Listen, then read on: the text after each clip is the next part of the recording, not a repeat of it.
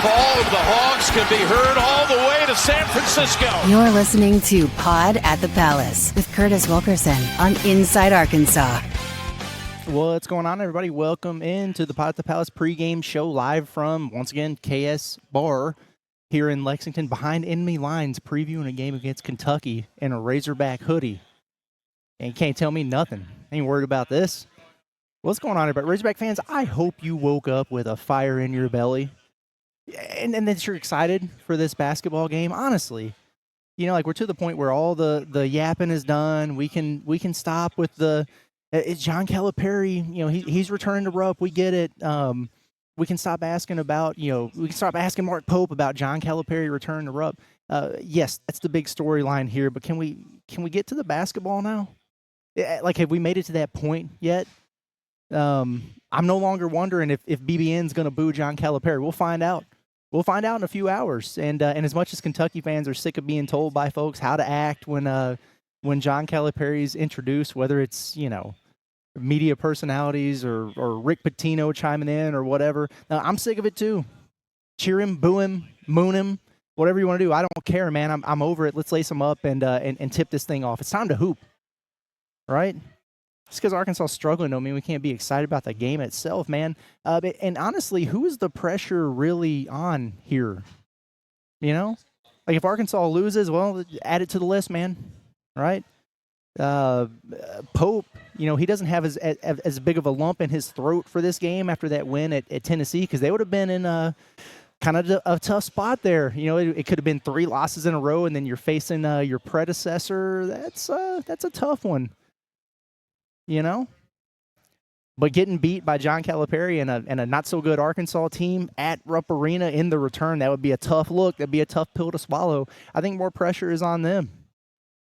Double-digit underdogs, 11-point underdogs, Arkansas was the last time I checked. That kind of pisses me off, whether it's fair or not. I mean, it's probably an accurate representation of where these two teams are at. I can't argue that one, but God, don't you just hope it's a more competitive game than that?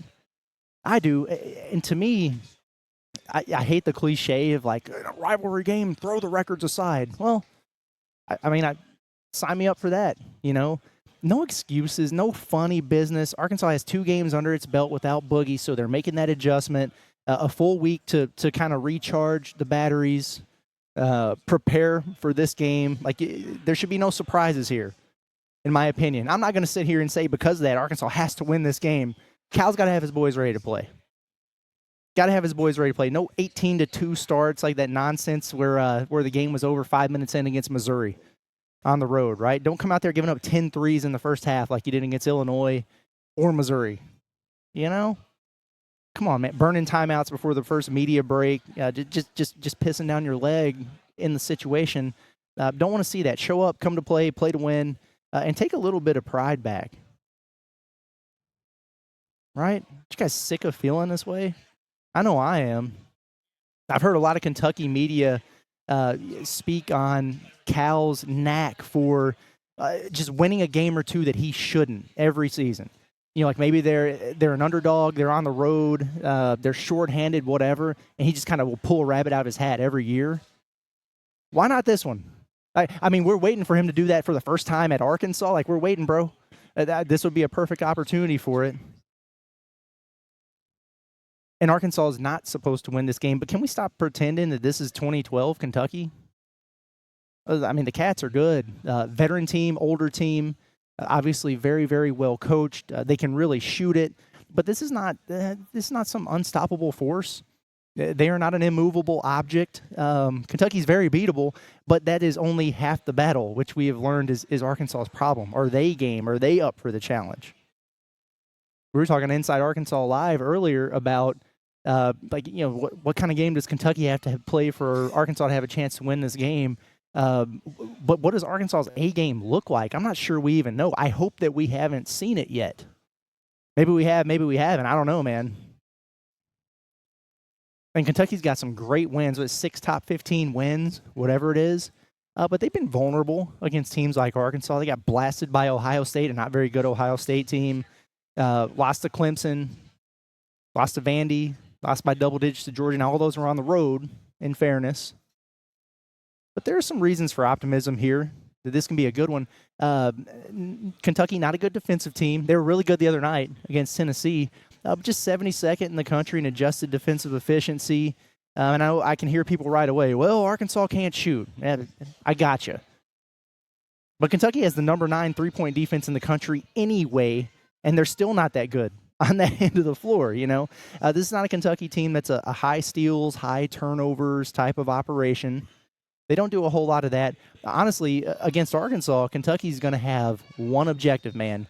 Keep the Hogs out of the paint. Eliminate the dribble drive. The problem for Kentucky is outside of Lamont Butler, who may or may not play, or we'll see how effective he is, they don't really have anybody who can consistently sit down and guard the ball. I mean, it's a flaw of theirs.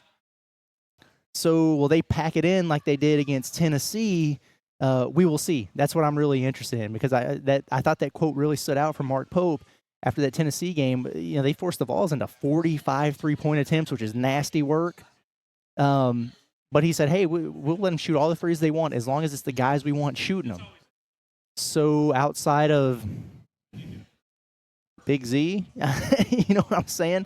Like, who are they really worried about for Arkansas shooting threes? They'll try to limit John L. Davis because of the threat, because of his history, not because of the last 2 games, right?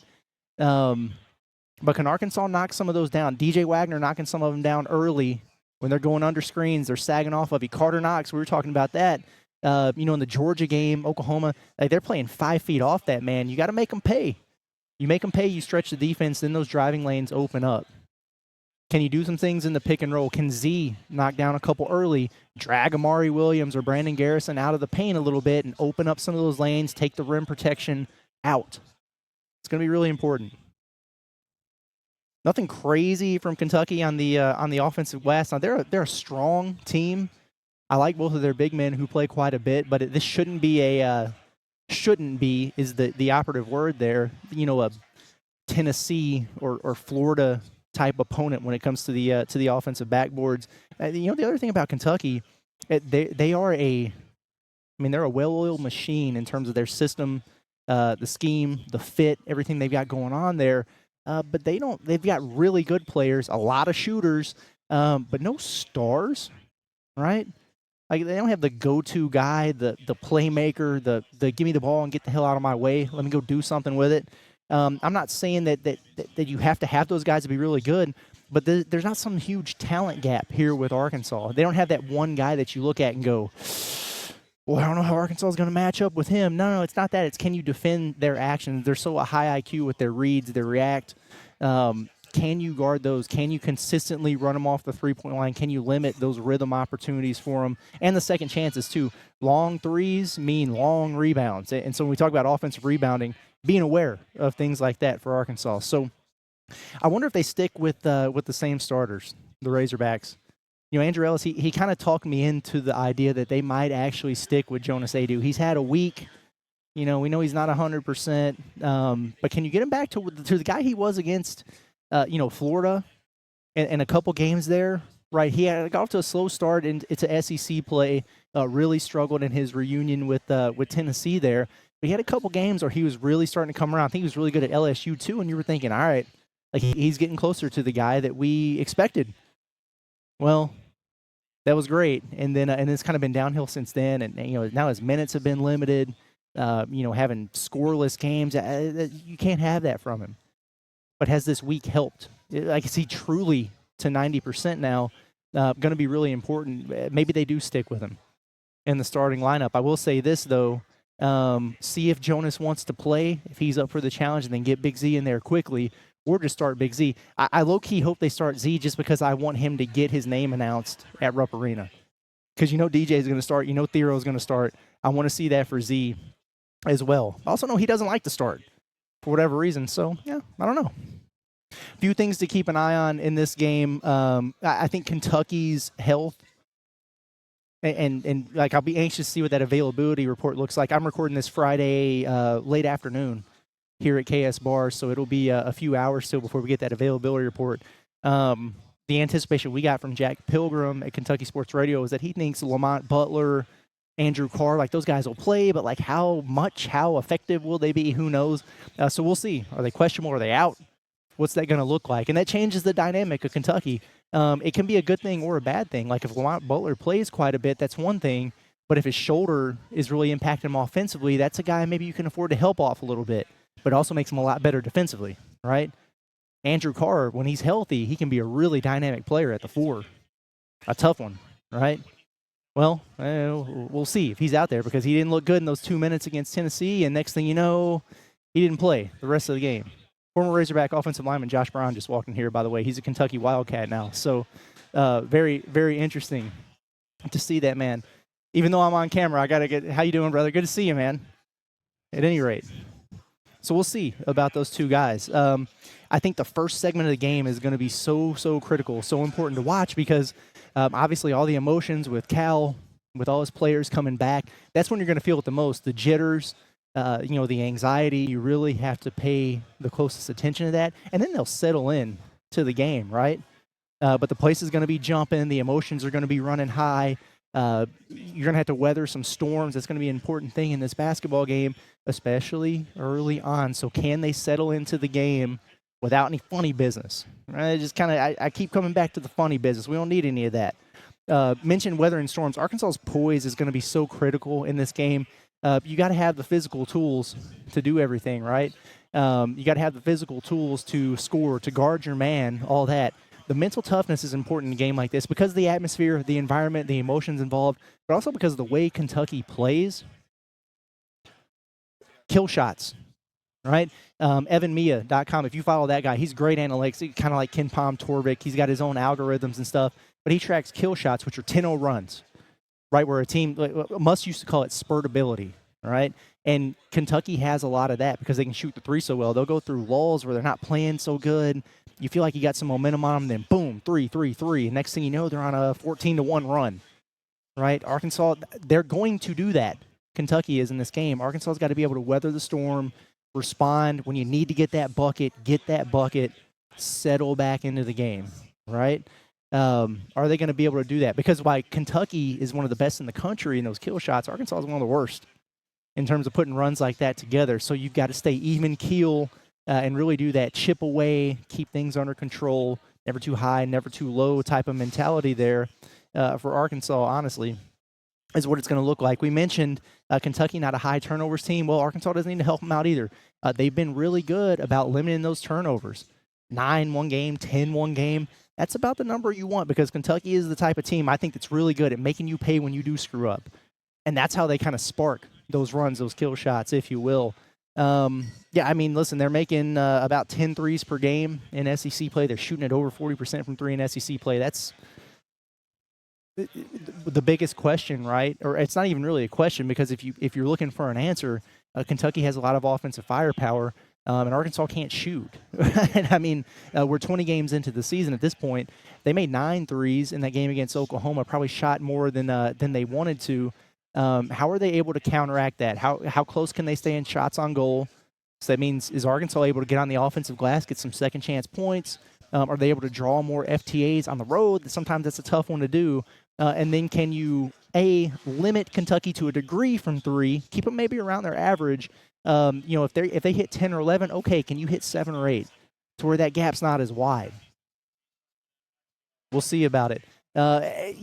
Listen, Kobe Brea, you just got to run that dude off the line. If he gets loose, if he gets naked, it's lights out. And he's that good of she's a 50% three-point shooter. It's unbelievable. Jackson Robinson, we know he's very streaky. We know from his time at Arkansas. But boy, if he catches fire, it can be problematic. Can't give those guys airspace. Can't. But I think the biggest thing is they're probably, both of those guys are going to hit a couple. Those are the 2 highest volume, best three-point shooters. You can't let the other guys get off in this one. You can't have, and no disrespect, because I like him as a player. I wish he was a Razorback. You can't have Ansley Almanor going 3 of 5 from 3 if you're Arkansas. You can't have Brandon Garrison out there pretending to be a three-point shooter and actually making them in this game against Arkansas. That's what I mean by funny business, man. So we'll see.